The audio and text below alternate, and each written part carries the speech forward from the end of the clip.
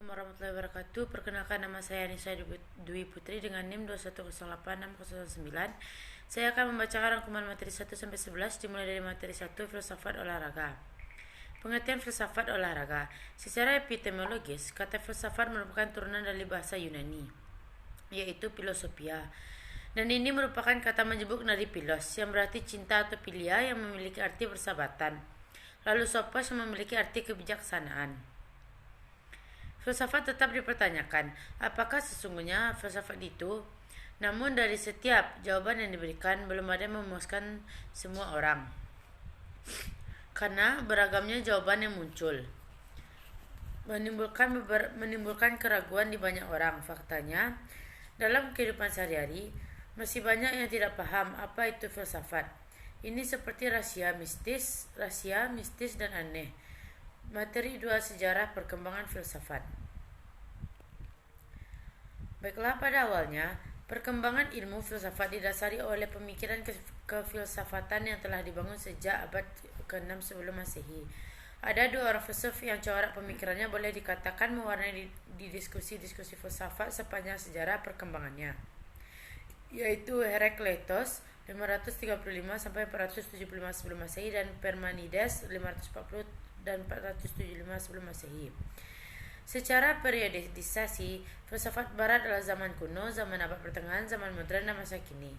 Namun, ada pembagian lain dalam pembagian zaman perkembangan filsafat, terbagi menjadi beberapa bagian, yaitu zaman Yunani klasik, zaman pra-Yunani kuno, zaman Yunani kuno, zaman Prosokrates, filsuf alam, filsafat abad pertengahan 6 sampai 15 Masehi, zaman modern.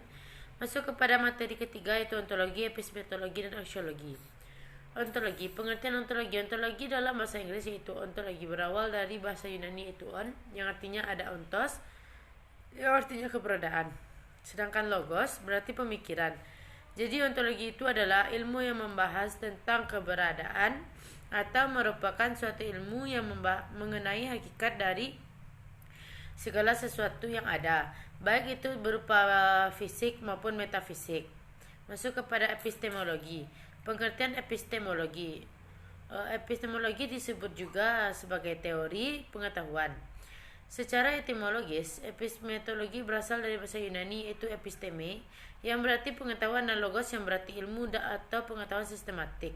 Jadi epistemologi dapat didefinisikan sebagai pemikiran mendasar tentang asal mula atau sumber, struktur, metode suatu pengetahuan. Oleh sebab itu, epistemologi ini disebut sebagai teori pengetahuan. Baiklah, masuk kepada aksiologi. Pengertian aksiologi. Aksiologi berasal dari bahasa Yunani yakni aksios, yang berarti nilai, dan logos yang berarti teori. Jadi aksiologi adalah teori tentang nilai. Aksiologi juga disebut dengan teori nilai dan membicarakan tentang tujuan suatu ilmu, pengetahuan itu sendiri, dan bagaimana cara manusia dalam menggunakan ilmu itu sendiri. Jadi aksios dapat dikatakan sebagai the theory of value, yang berarti teori nilai. Baiklah, masuk kepada materi 4, yaitu aliran-aliran filsafat. Aliran rasionalisme. Rasionalisme adalah paham filsafat yang menyatakan akal atau reason adalah terpenting untuk memperoleh pengetahuan. Menurut aliran rasionalisme, suatu pengetahuan diperoleh dengan cara berpikir. Rasio adalah sumber kebenaran. Hanya pada rasio sajalah yang dapat membawa orang kepada kebenaran. Rasionalisme tidak mengingkari kegunaan indera dalam memperoleh pengetahuan. Pengalaman indera yang diperlukan untuk merangsang akal yang dapat memberikan bahan yang menyebabkan akal tersebut bekerja. Akan tetapi, untuk sampainya manusia kepada kebenaran adalah semata-mata dengan akal. Masuk kepada aliran empirisme. Kata ini berasal dari Yunani empiros, berarti berpengalaman dalam berkenalan dengan keterampilan untuk. Empirisme adalah suatu aliran dalam filsafat yang menyatakan bahwa semua pengetahuan berasal dari pengalaman manusia. Berbeda dengan anggapan rasionalis yang menyatakan bahwa sumber pengetahuan adalah rasio. Pada materi 5, konsep jiwa dan raga serta tubuh manusia. Kesatuan jiwa dan raga. Ada beberapa pandangan para filsuf mengenai manusia. Manusia memiliki dua elemen dalam dirinya, yaitu jiwa dan tubuh. Yang keduanya merupakan elemen yang berdiri sendiri, yang satu lepas dari yang lain.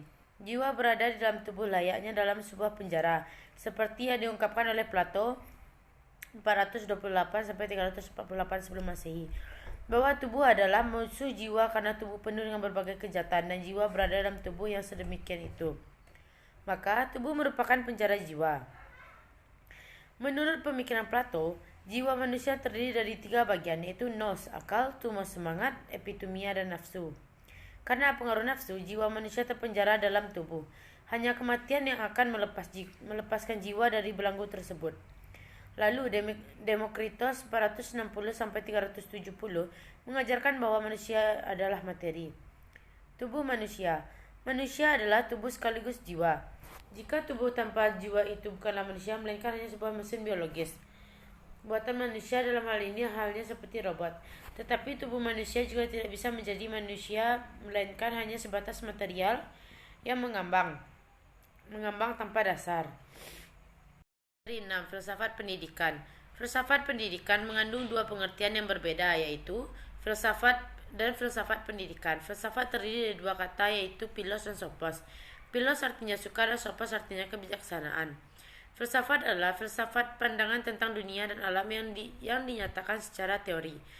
Filsafat adalah suatu ilmu atau metode berpikir untuk memecahkan gejala-gejala alam dan masyarakat. Secara istilah, makna dari filsafat dapat dirumuskan sebagai suatu kegiatan berpikir secara mendalam agar dapat menemukan kebenaran atau hakikat yang dicari. Pengertian filsafat menurut beberapa ahli. Pertama, menurut Muhtar Yahya, mengatakan bahwa berpikir filsafat adalah pemikiran yang sedalam-dalamnya, yang bebas dan teliti, yang bertujuan hanya mencari hakikat kebenaran tentang alam semesta, alam manusia, dan di balik alam.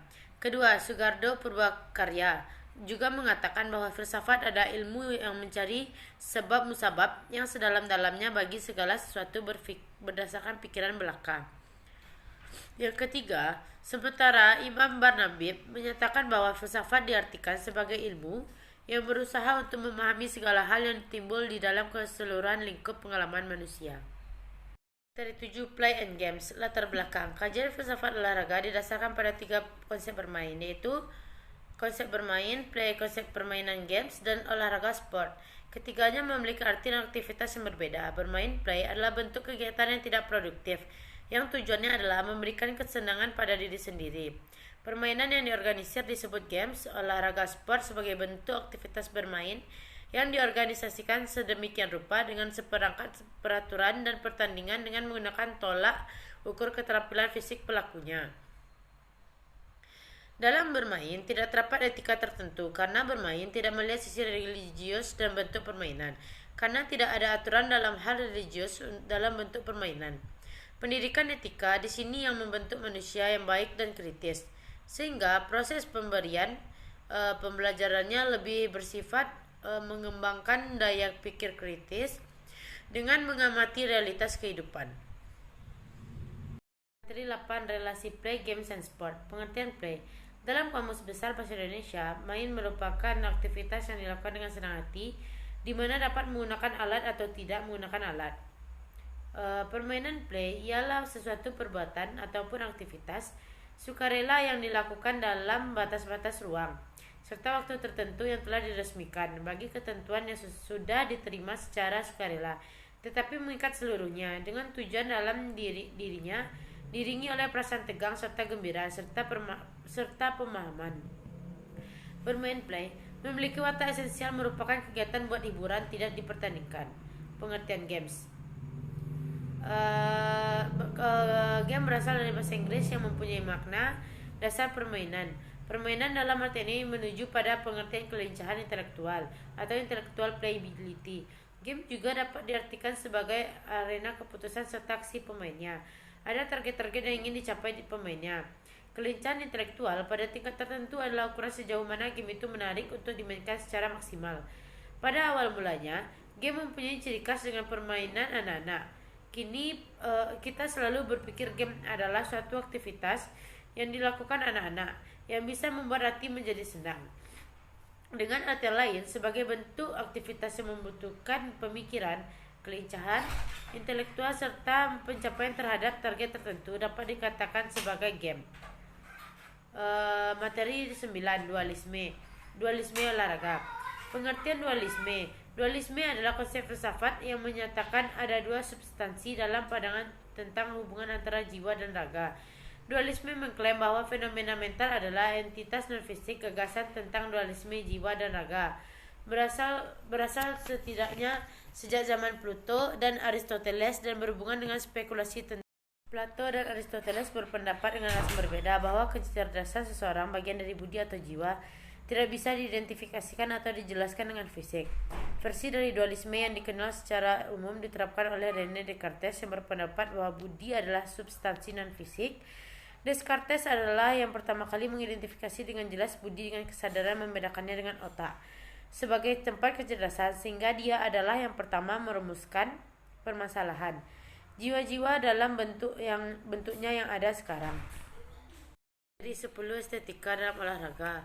Pengertian estetika secara epistemologi, istilah estetika berasal dari bahasa Latin eustetik, artinya ataupun bahasa Yunani aesthetikos yang artinya merasa atau hal yang dapat diserap oleh panca indera manusia. Ada juga yang menyebutkan bahwa arti estetika merupakan suatu cabang ilmu filsafat yang membahas tentang keindahan serta biasanya terdapat di dalam seni serta alam semesta. Ada sebuah kutipan sebagai berikut. Aesthetic, also spelled aesthetic or aesthetic, is a branch of philosophy dealing with the nature of beauty, art and taste, and with the creation of appreciation of beauty. Estetika merupakan cabang filsafat yang mengkaji dan membicarakan tentang seni dan keindahan, serta merupakan buah pemikiran manusia terhadap keindahan. Ada juga yang mendefinisikan estetika sebagai kritik atau refleksi terhadap seni. Materi 11 komersial. Menurut pemahaman saya, komersial adalah suatu yang memiliki nilai niaga atau sama dengan kegiatan jual beli dan sebagainya untuk memperoleh untung. Komersial juga berarti berorientasi pada keuntungan. Arti lain dari komersial sesuatu yang dimaksudkan untuk diperdagangkan bernilai niaga tinggi, kadang-kadang mengorbankan nilai lain seperti sosial, budaya, dan sebagainya. Menjadikan sesuatu sebagai barang dagangan, menggunakan sesuatu untuk berdagang, mencari keuntungan sendiri. Baiklah, sekian materi 1-11 saya. Apabila ada kesalahan saya minta maaf. Wabillahi taufiq wal hidayah. Wassalamualaikum warahmatullahi wabarakatuh.